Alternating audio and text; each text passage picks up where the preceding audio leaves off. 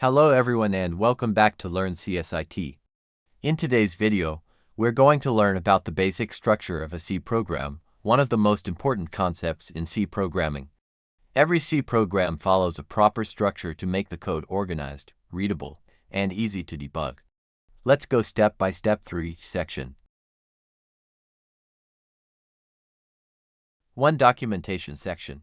The documentation section contains comments that describe what the program does. It helps other programmers understand the purpose of the code. 2. Link section.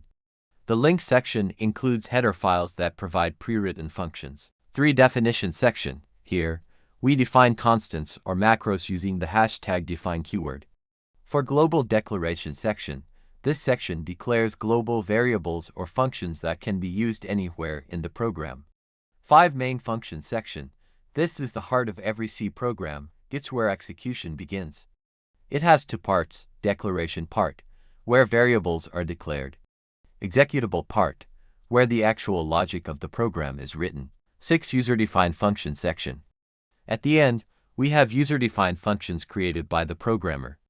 These functions make the code modular and reusable. So, this is the basic structure of a C program, from documentation to user-defined functions. This structure helps you write clean, well-organized, and efficient code. Thanks for watching. Keep learning with Learn CSIT for more exam-focused explanations.